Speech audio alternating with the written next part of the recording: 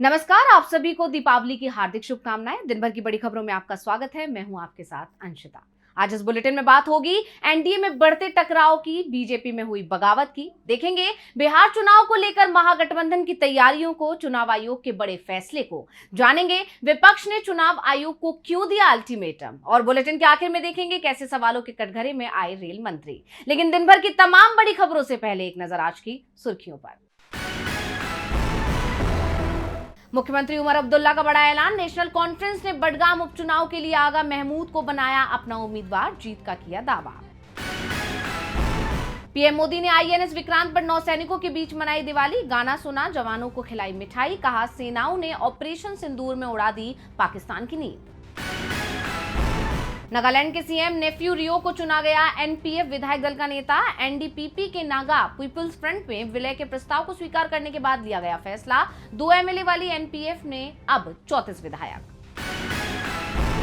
तेजी के साथ बंद हुआ शेयर बाजार। सेंसेक्स 411 अंकों की तेजी के साथ 84,363 अंक पर हुआ बंद। निफ्टी 133 अंकों की तेजी के साथ 25,843 पर हुआ बंद। ये तो थी सुर्खियां। अब बात आज की सबसे बड़ी खबर की। बिहार में एनडीए के अंदर सीट बंटवारा तो हो गया है, लेकिन टकराव अभी भी बना हुआ है। पहले जेडीयू के अंदर से नाराजगी की खबरें आ रही थी और अब चिराग पासवान का ऐसा बयान आया है जिसने एनडीए के अंदर तूफान उठा दिया है। बीजेपी नेताओं के बयान अलग से गठबंधन की परेशानी को बढ़ा रहे हैं। तो कैसे बिहार विधानसभा चुनाव में मुश्किल में फंसा एनडीए, देखिए रिपोर्ट। बिहार एनडीए की मुसीबत कम होती नहीं दिख रही है। हाल ही में केंद्रीय मंत्री गिरिराज सिंह ने मुसलमानों को लेकर बेहद आपत्तिजनक टिप्पणी की थी, जिसे लेकर जेडीयू और एलजेपीआर के नेताओं में गुस्सा दिखाई दे रहा था। तो अब चिराग पासवान ने कहा है कि उनकी पार्टी की नजर लंबे समय से बिहार के सीएम पद के साथ केंद्र में पीएम पद पर भी टिकी हुई है। चिराग ने कहा कि सीट बंटवारे में देरी के चलते वो चुनाव नहीं लड़ पा रहे हैं। इससे पहले वो अपने पिता को सीएम और पीएम दोनों बनते देखना चाहते थे, जबकि हाल ही में एलजेपीआर की तरफ से चिराग पासवान को सीएम बनाने वाले बयान सामने आ रहे थे। यानी चिराग ने नीतीश की चिंता तो पहले से ही बढ़ा रखी थी, अब उन्होंने पीएम मोदी की चिंता को भी बढ़ा दिया है कि उनकी निगाहें दिल्ली पर भी हैं। वैसे विवाद बढ़ा तो चिराग की तरफ से सफाई भी दी और कहा कि पहली बार एलजेपीआर नीतीश को सीएम बनाने के लिए चुनाव लड़ रही है। वैसे एनडीए की मुश्किलें यहीं खत्म नहीं हो रही हैं। जिन विधायकों के टिकट बीजेपी और जेडीयू ने काटे थे, अब उनमें से अधिकांश बागी होकर चुनाव लड़ रहे हैं। भागलपुर के गोपालपुर से जेडीयू विधायक गोपाल मंडल का टिकट कट गया है। उनकी जगह पूर्व सांसद शैलेंद्र उर्फ बुलो मंडल को जदयू का टिकट मिला है। इससे नाराज गोपाल मंडल ने निर्दलीय पर्चा भरा है। महुआ से वर्ष 2020 में जदयू के टिकट पर चुनाव लड़ी आसमा परवीन इस बार निर्दलीय मैदान में है। एनडीए में इस सीट से एलजेपीआर का उम्मीदवार है। ऐसे में जेडीयू के कार्यकर्ता एनडीए की जगह आसमा के साथ दिखाई दे रहे हैं। यह स्थिति छपरा में है। यहाँ बीजेपी ने राखी गुप्ता को टिकट नहीं दिया, तो वो निर्दलीय चुनाव लड़ रही है। सीवान के सुरक्षित सीट दरौली में भाजपा के बागी मनोज राम निर्दलीय उतर गए हैं। ये सीट भी लोजपा आर को चली गई है। ये हालात कई सीटों पर हैं, जिसके चलते एनडीए कमजोर पड़ता दिखाई दे रहा है। एनडीए तो पहले से ही मुश्किल में दिख रहा था और उसकी इस मुसीबत को बीजेपी में हुई बगावत ने और बढ़ा दिया है। बीजेपी नेता आरके सिंह लगातार अपनी ही पार्टी की पोल खोल रहे हैं। हाल ही में उन्होंने नाराजगी जाहिर करते हुए अपनी एक अलग पार्टी बनाने की बात तक कह दी थी और अब वो एनडीए उम्मीदवारों पर हमलावर हो गए हैं। तो क्या आरोप लगाए हैं उन्होंने, जानने के लिए देखिए रिपोर्ट। बिहार विधानसभा चुनाव से पहले ही बीजेपी में बड़ी बगावत हो गई है। 30 से ज्यादा सीटों पर तो पार्टी के बागी नेता ही ताल ठोक रहे हैं, तो पार्टी के कई कद्दावर नेता खुलकर एनडीए उम्मीदवार का विरोध कर रहे हैं। मोदी सरकार में मंत्री रह चुके आरके सिंह ने तो दिवाली पर बड़ा बम ही फोड़ दिया। उन्होंने एनडीए उम्मीदवारों के खिलाफ बड़ी अपील जारी की है। आरके सिंह ने कहा, सामने जितने भी उम्मीदवार हैं वो सभी भ्रष्ट और क्रिमिनल प्रकृति के या क्रिमिनल पृष्ठभूमि के हैं। तो बेहतर होगा कि अपना मत आप नोटा को दें। ऐसे व्यक्ति को वोट देने से बेहतर यही है। यदि आप आपराधिक पृष्ठभूमि के अथवा भ्रष्ट व्यक्ति को अपना वोट देंगे तो बिहार से कभी भी अपराध और भ्रष्टाचार का खात्मा नहीं होगा। बिहार कभी प्रगति नहीं करेगा और हमारे बाल बच्चों को बाहर जाकर के ही अपनी रोजी रोटी कमानी है, क्योंकि कोई उद्योग यहाँ आएगा।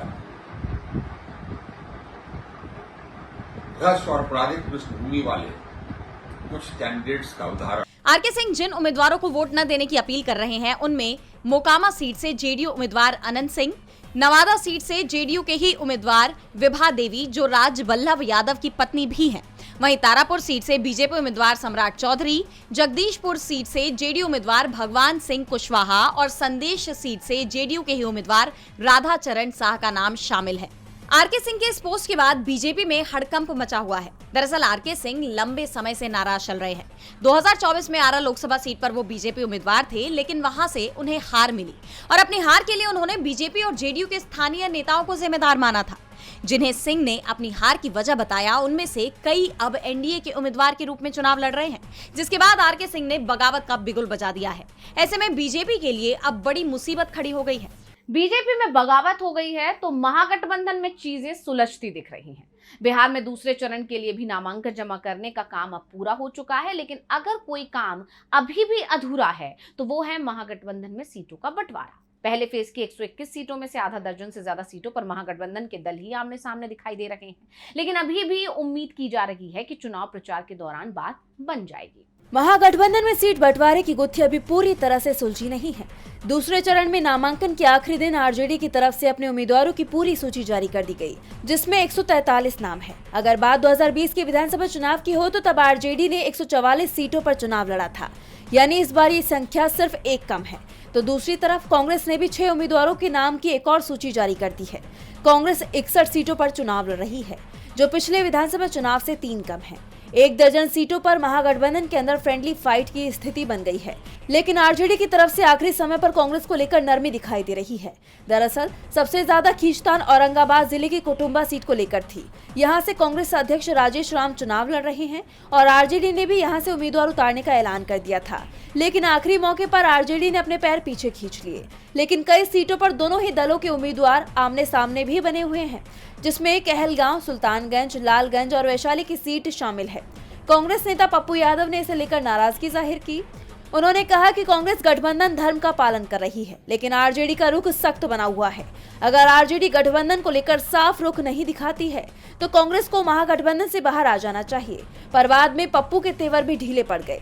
महागठबंधन में अभी भी कई सीटों को लेकर बातचीत चल रही है और दावा किया जा रहा है कि 23 अक्टूबर तक स्थिति पूरी तरह से साफ हो जाएगी। महागठबंधन अपनी तैयारियों को आगे बढ़ाने में जुटा हुआ है तो चुनाव आयोग भी पूरे दमखम के साथ मैदान में है। बिहार विधानसभा चुनाव के लिए भले ही दोनों प्रमुख गठबंधनों में अब तक समन्वय नहीं बन पाया हो, लेकिन चुनाव आयोग की तैयारी पूरी है। चुनाव आयोग ने पहले और दूसरे चरण के मतदान के लिए अपनी टीम को जिम्मेदारियां सौंप दी हैं। दोनों चरण के लिए ऑब्जर्वर नियुक्त कर दिए गए हैं। तो क्या कदम उठाए हैं चुनाव आयोग ने, जानने के लिए देखिए रिपोर्ट। बिहार में विधानसभा चुनाव को लेकर राजनीतिक दलों के साथ ही चुनाव आयोग भी मैदान में उतरा हुआ है। पूरे दमखम के साथ चुनाव की तैयारियां हो रही हैं। पहले चरण के लिए नामांकन वापस लेने की और दूसरे चरण के लिए नामांकन भरने की अंतिम तारीख 20 अक्टूबर थी। अंतिम दिन भी कई प्रत्याशियों ने अपने नाम वापस लिए और कई दलों के उम्मीदवारों ने नामांकन भरे।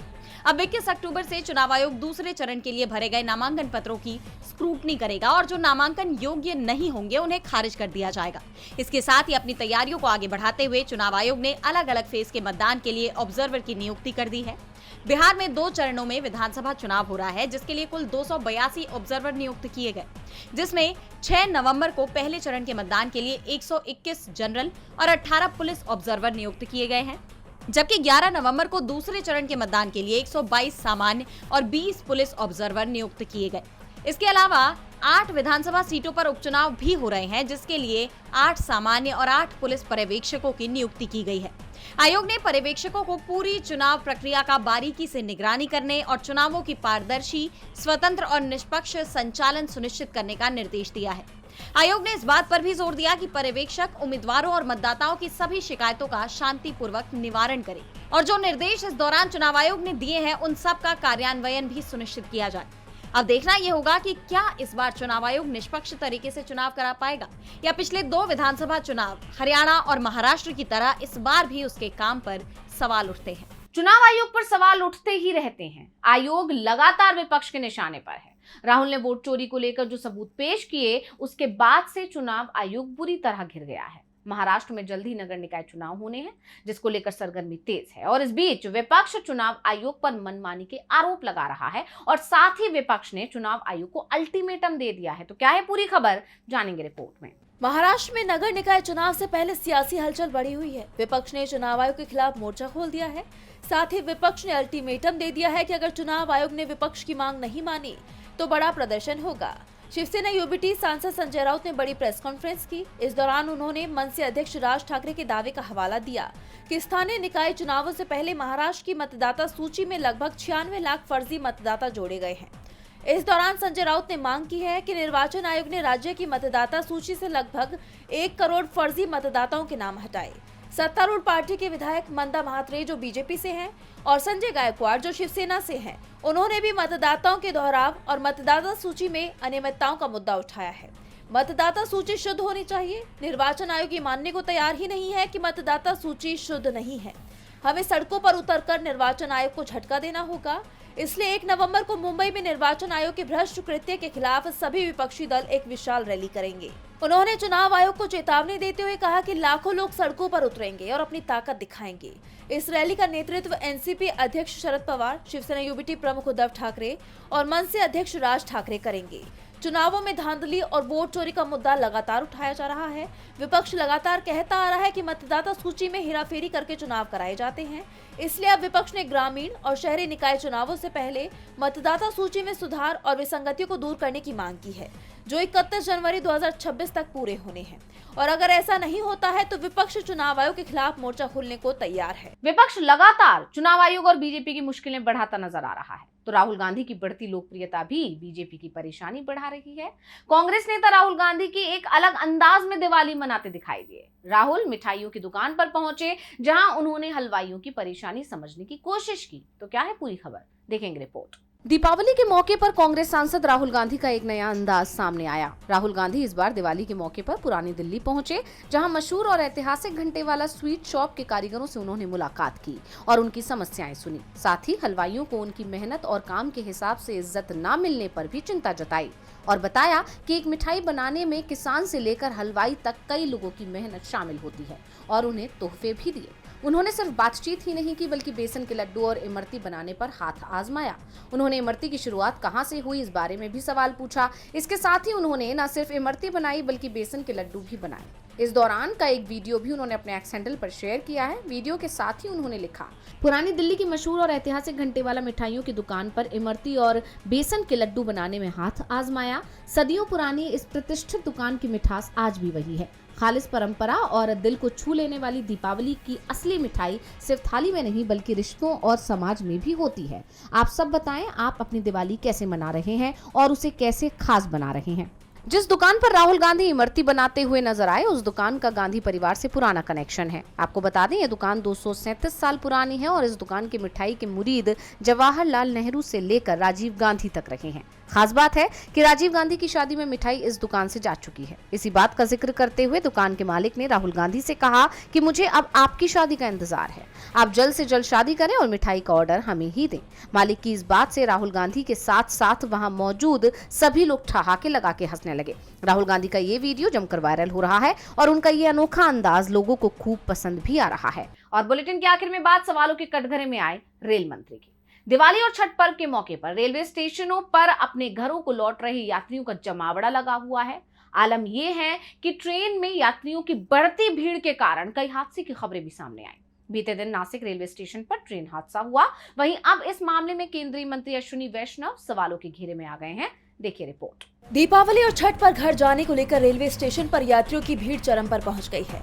दिल्ली के कई रेलवे स्टेशन और बस स्टेशन यात्रियों से खचाखच भरे हुए हैं और ये हालात सिर्फ दिल्ली के रेलवे स्टेशन तक सीमित नहीं है, बल्कि देश के कई रेलवे स्टेशनों पर हाल बेहाल ही नजर आ रहा है। यात्रियों की बढ़ती भीड़ से कई हादसे भी हुए हैं। ट्रेन में यात्रियों की बढ़ती भीड़ के चलते रेल मंत्री अश्विनी वैष्णव विपक्ष के निशाने पर आ गए।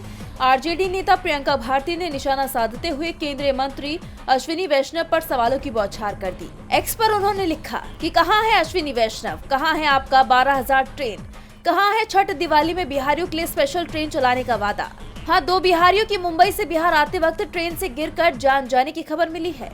आपके जैसा रेल मंत्री न देखा गया न देखा जाएगा। जैसा आप जानते हैं कि बीते दिन महाराष्ट्र के नासिक रेलवे स्टेशन पर कर्मभूमि एक्सप्रेस पकड़ने की कोशिश में 3 यात्री ट्रेन की चपेट में आ गए, जिसमें 2 यात्रियों की जान चली गई और एक गंभीर रूप से घायल हो गया। ऐसे ही हादसे देश के कई कोने से सामने आ रहे हैं। वहीं अब इस मुद्दे पर सरकार बुरी तरह से गिर गई है। आरजेडी नेता ने न सिर्फ सरकार से सवाल किए हैं, बल्कि उनके पोस्ट से ये साफ हो गया है कि बीजेपी के स्पेशल ट्रेन वाले वादे भी झूठे निकले। तो आज इस बुलेटिन में इतना ही। आप देखते रहिए डीवी लाइव और मुझे दीजिए इजाजत। नमस्कार।